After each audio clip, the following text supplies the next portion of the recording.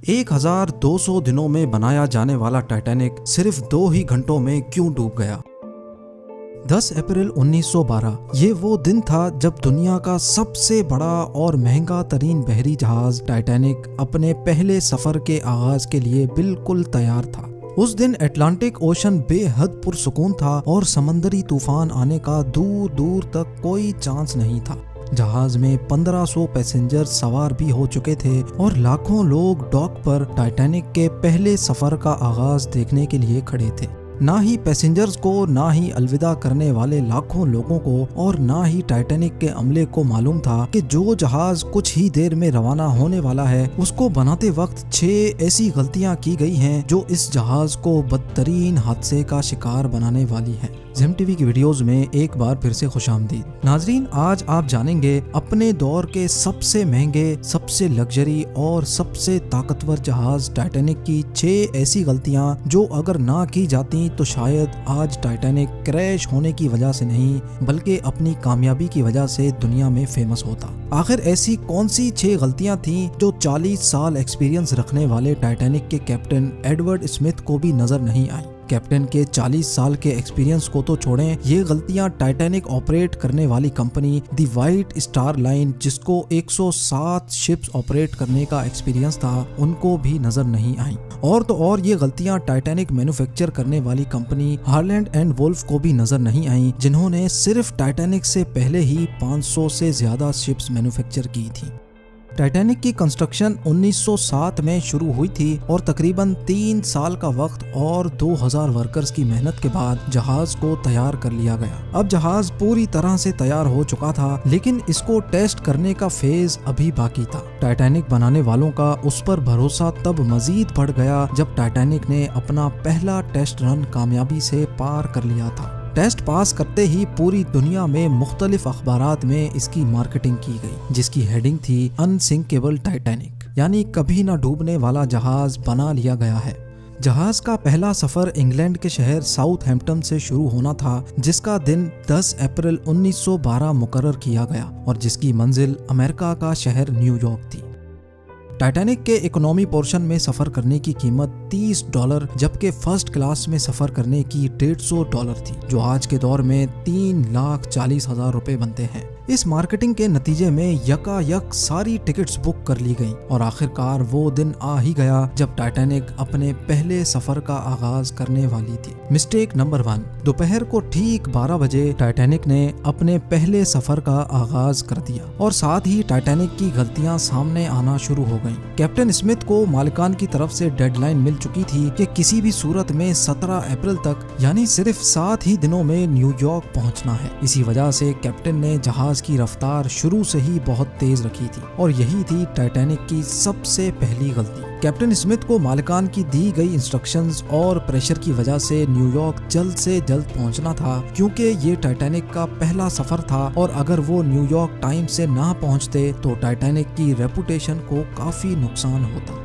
दुनिया की कोई भी गाड़ी हो, मशीन या फिर जहाज, उनके कई ऑपरेटिंग प्रोसीजर्स होते हैं, जिनमें स्पीड लिमिट भी इन प्रोसीजर्स का एक पार्ट होता है और वो पार्ट टाइटैनिक के सफर के आगाज में ही वायोलेट किया गया था। थोड़ी ही देर में जहाज साउथहैम्पटन के पोर्ट को इतना पीछे छोड़ गया कि अब दूर दूर तक नीले समंदर के अलावा कुछ नजर नहीं आ रहा था।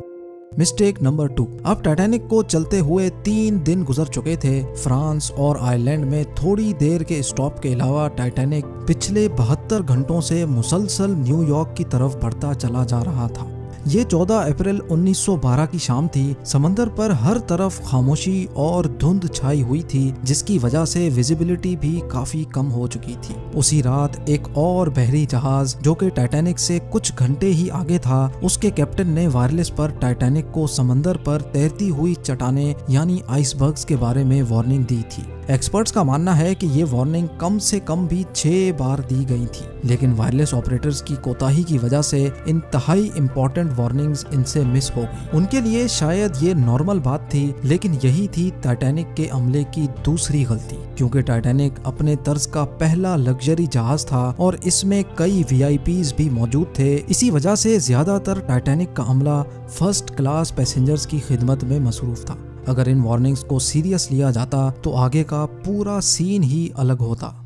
मिस्टेक नंबर 3, जहाज की स्पीड भी ज्यादा थी और उनसे एक बहुत इंपॉर्टेंट वार्निंग भी मिस हो चुकी थी। टाइटैनिक अब तेजी से इंतहाई बेखौफ अंदाज में आइसबर्ग की रेंज में बढ़ता चला जा रहा था, लेकिन अभी भी टाइटैनिक को हादसे से बचाया जा सकता था क्योंकि जहाज के पहरेदार अलर्ट थे, जो किसी भी आइसबर्ग की इत्तला दूर से देखने पर ही कैप्टन को देने के लिए रेडी थे। लेकिन दूर से देखने के लिए इनके पास एक चीज मौजूद ही नहीं थी और वो चीज थी दूरबीन। जी हाँ, पहरेदार अलर्ट तो थे, लेकिन वो आइसबर्ग को दूरबीन ना होने की वजह से दूर से नहीं देख सके और यही थी टाइटैनिक की तीसरी गलती।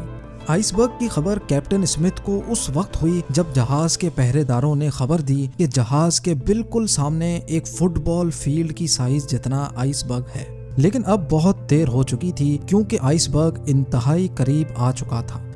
मिस्टेक नंबर 4, क्योंकि अटलांटिक ओशन में अक्सर शिप्स को ऐसे आइसबर्ग्स का सामना करना पड़ता है जिसको बड़े बड़े बहरी जहाज आराम से हैंडल कर लेते हैं। शायद कैप्टन स्मिथ ने भी यही सोचा था। आइसबर्ग की खबर मिलते ही कैप्टन स्मिथ ने जहाज के इंजन बंद करने का हुक्म दिया और साथ ही टाइटैनिक का रुख बदलने का भी ऑर्डर दिया। बेशक कैप्टन स्मिथ ने आइसबर्ग से बचने की बहुत कोशिश की, लेकिन फासला इतना कम रह गया था कि कुछ भी करना फजूल साबित हुआ।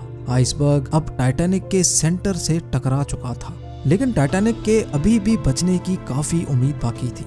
ये उम्मीद बाकी रह गई थी कि शायद आइसबर्ग जहाज की बॉडी को नुकसान ना पहुंचाए या फिर आइसबर्ग जहाज से टकराते ही खुद ही टूट जाए, और शायद होता भी ऐसे ही अगर टाइटैनिक की चौथी गलती अपना काम ना दिखाती। एक्सपर्ट्स का मानना है कि टाइटैनिक की बॉडी पर जो रिविट्स लगी थी वो स्टील की नहीं बल्कि कास्ट आयरन की बनी थी। इन रिविट्स का काम लोहे के बड़े बड़े पीसेस को आपस में जोड़े रखना होता है, लेकिन चूंकि कास्ट आयरन स्टील से नरम होता है, इसी वजह से जिस जगह आइसबर्ग टाइटैनिक की बॉडी से टकराया वहां के रिविट्स प्रेशर की वजह से खुल गए और फिर वही हुआ जिसका डर कैप्टन स्मिथ को था।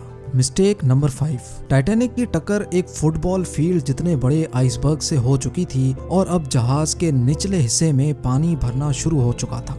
इस खतरनाक तसादुम ने पूरे अमले और पैसेंजर्स को अलर्ट कर दिया था और साथ ही जहाज में मौजूद टाइटैनिक के मालिक जोसेफ ब्रूस को भी। बेशक टाइटैनिक में पानी भरना शुरू हो गया था, लेकिन अभी भी टाइटैनिक के बचने की उम्मीद बाकी थी, क्योंकि टाइटैनिक को ऐसे डिजाइन किया गया था कि अगर इसके 3 फ्लोर्स में पानी भर भी जाए फिर भी ये नहीं डूब सकता। लेकिन बदकिस्मती थी इस जहाज की कि 3 फ्लोर्स को क्रॉस करके पानी अब 4थे फ्लोर तक जा पहुंचा था। अब मामला हाथ से निकल चुका था। टाइटैनिक आहिस्ता आहिस्ता ओशन में डूबता जा रहा था। अब जहाज की फिक्र किए बगैर इसमें मौजूद पैसेंजर्स की जान बचाने का वक्त आ चुका था। कैप्टन स्मिथ ने रेडियो पर इमरजेंसी अलर्ट जारी कर दिया। जब तक कोई मदद के लिए आता तब तक पैसेंजर्स को लाइफ बोट्स में शिफ्ट करने का प्लान किया गया, लेकिन इस मौके पर 5वीं गलती ने अपना काम दिखा दिया। जी हाँ, जहाज में टोटल 32 लाइफ बोट्स की जगह थी, लेकिन कोताही की वजह से सिर्फ 20 बोट्स ही रखी गई थी। पैसेंजर्स थे 1500 और बोट्स थी सिर्फ 20। मिस्टेक नंबर 6, हर तरफ अफरा तफरी का आलम था और हर शख्स उन चंद गिनी चुनी कश्तियों में सवार होना चाहता था। 12:45 पर पहली इमरजेंसी कश्ती समंदर में उतारी गई, लेकिन यहाँ हुई एक और छठी गलती।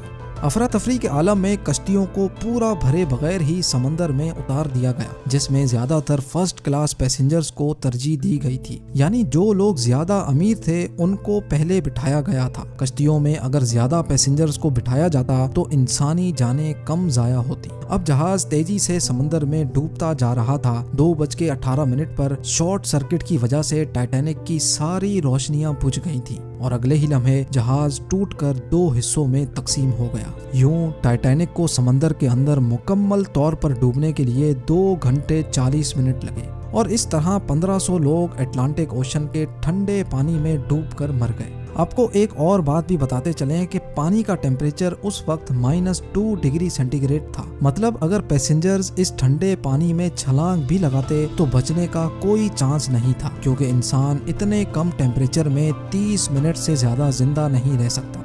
कहा जाता है कि मरने वालों की तादाद 1500 से भी काफी ज्यादा थी, क्योंकि जिन लोगों की जहाज के अमले से जान पहचान थी उनमें से काफी लोग जहाज पर बगैर टिकट सवार हुए थे। जिंदा बच जाने वालों में सबसे ज्यादा तादाद बच्चों और खवातीन की थी।